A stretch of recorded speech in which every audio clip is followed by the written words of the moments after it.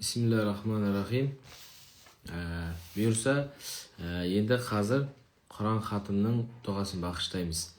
Енді бүгін Қасым ханымызға, біздің қазақ еліне, қазақ жұртына осындай кең байтақ жерді алуға себеп болған, елі үшін, халқы үшін, діні үшін күресіп, осы біздің қазақ еліне, қазақ жұртына, қазақ халқына осы кең байтақ жерімізді тастап кеткен осы хандарымызға Алла разы болсын дейміз. Алла Тағала ол кісілердің артында қалған ұрпақтарына біздерге саналы, берекелі, хайырлы ғұмыр берсін дейміз.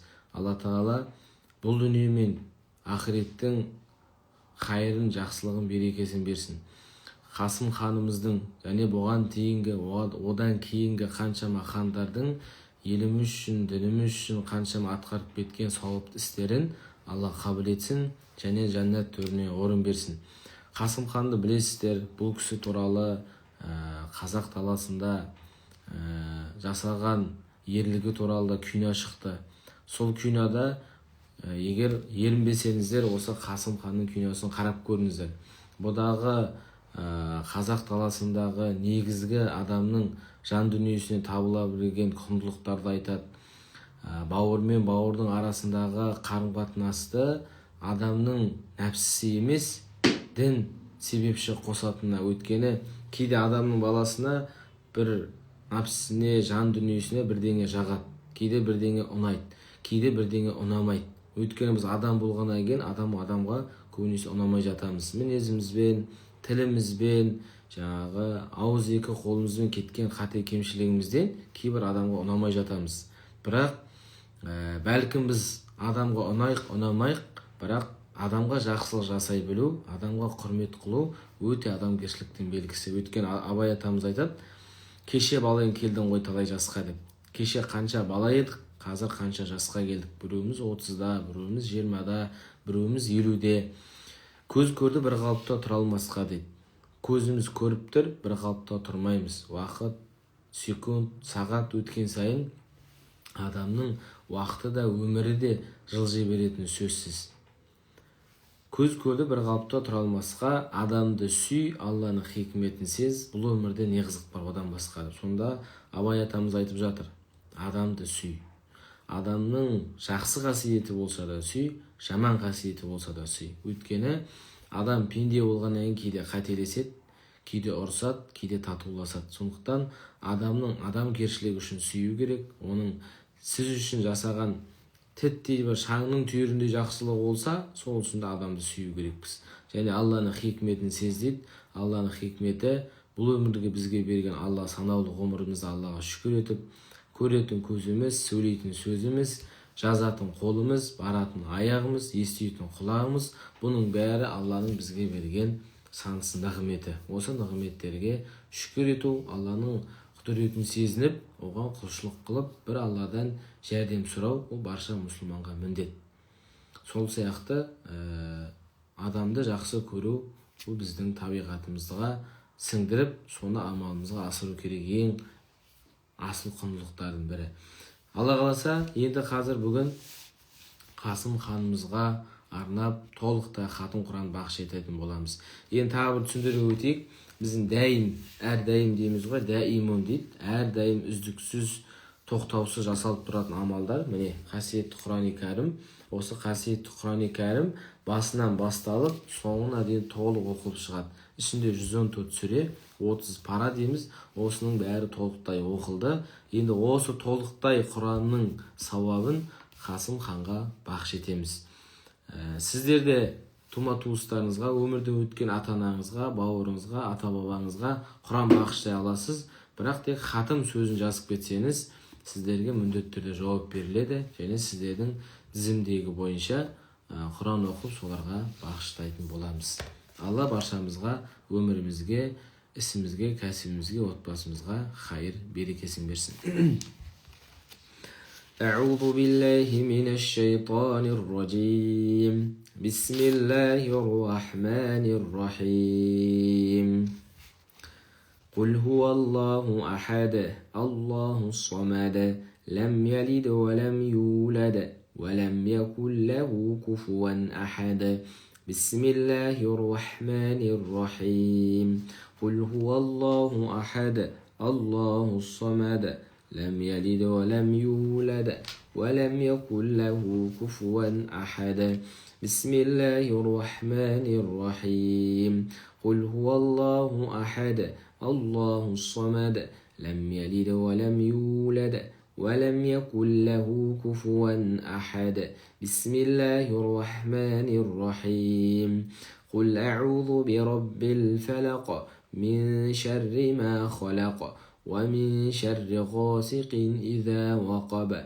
ومن شر النفاثات في العقد ومن شر حاسد إذا حسد بسم الله الرحمن الرحيم قل أعوذ برب الناس ملك الناس إله الناس من شر الوسواس الخناس الذي يوسوس في صدور الناس من الجنة والناس بسم الله الرحمن الرحيم الحمد لله رب العالمين الرحمن الرحيم مالك يوم الدين إياك نعبد وإياك نستعين اهدنا الصراط المستقيم صراط الذين أنعمت عليهم غير المغضوب عليهم ولا الضالين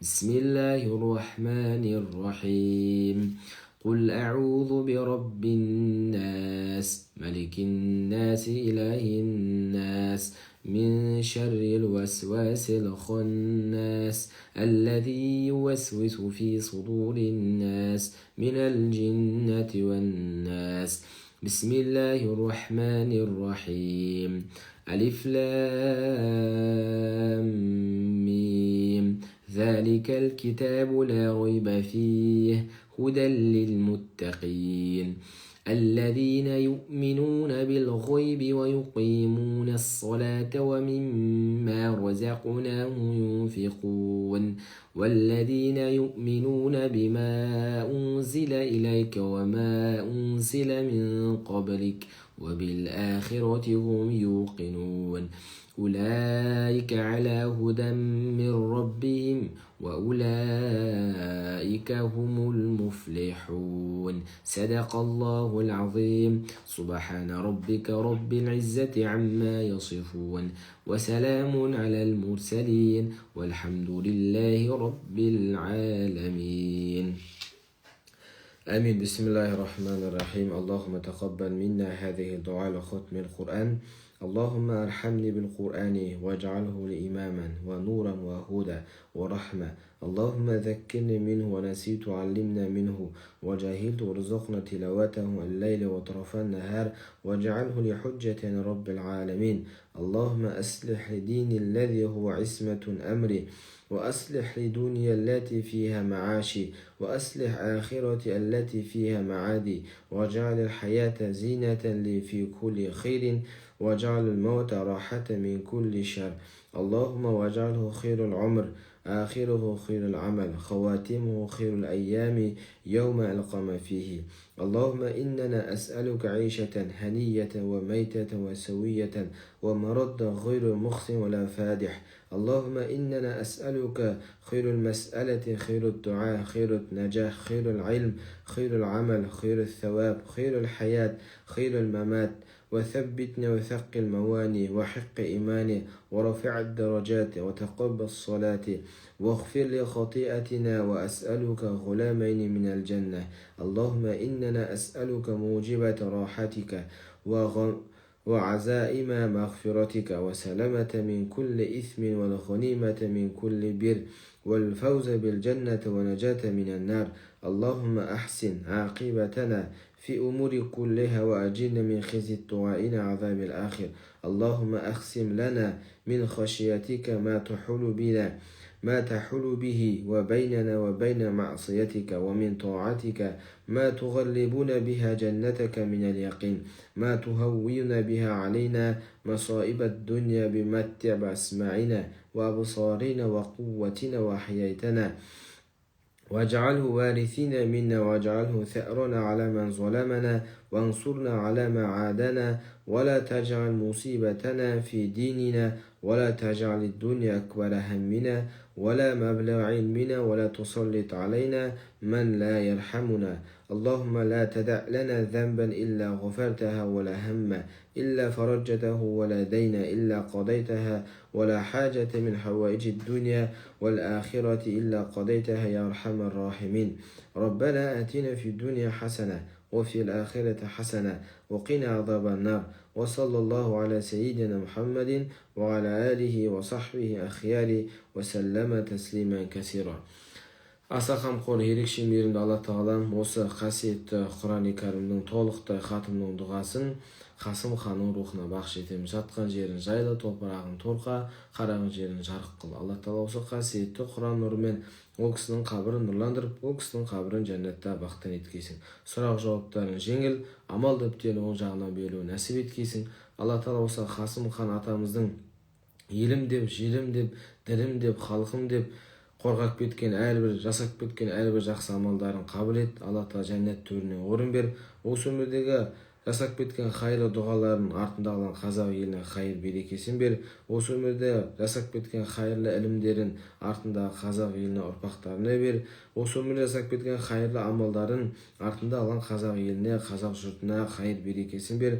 Хайыр сауап ол өмірде жасап кеткен қайырлы сауапты амалдарын өзінің дәрежемен қабыл ет, жәннат төріне орын бер. Алла тағала осы өмірде хақ иманы мен істеген жақсы амалдарын өзіңнің разылығымен қабыл ет, дәрежесін жоғарлат. Алла тағала осы өмірде істеген оқыған намаздарын қабыл ет, біліп білместен қате кемшіліктерін кешір. Алла тағала өзінің мейірімімен, рахымымен мәңгі жәннат төріне орын бергейсің. Алла тағала Қасым хан атамыздың жатқан жерін жайлы, топырағын торқа, қараған жерін жарық қылғайсың. Артында қалған қазақ еліне, қазақ жұртына, қазақ халқына берекеңді, қайырыңды, жақсылығыңды бергейсің. Алла тағала бәле-жәле, қауіп-қатер, ауру сырқаудан аман-есен сақтағайсың.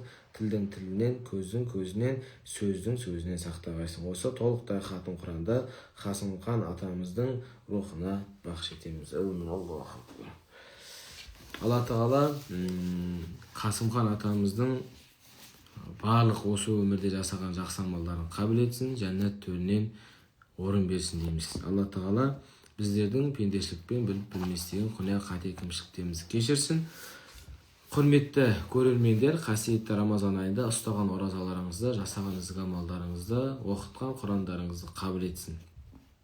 Енді айта кететін жағдай, қазір шығып кетпеңіздер, санаулы минуттан кейін қайтып кіреміз. Содан кейін тағы аталарымыздың рухына бақш ететін боламыз. Құран хатымды содан қалыс қалмаңыздар. Өйткені хатым Құранның дұғасына қатыссақ, міндетті түрде біздің дұғамыз қабыл болады. Сондықтан іштеріңізден хатым Құранның дұғасы оқылып жатқан кезде іштеріңізден дұға етіп, Алладан тілеген тілектеріңізді тілеп сұрап алыңыздар. Алла тағала қайсысы лайық болған болса, біздерге соны нәсіп етеді. Алла тағала баршамызға қайырлы, берекелі ғұмыр берсін. Ассаламу алейкум рахматуллахи ва баракатух.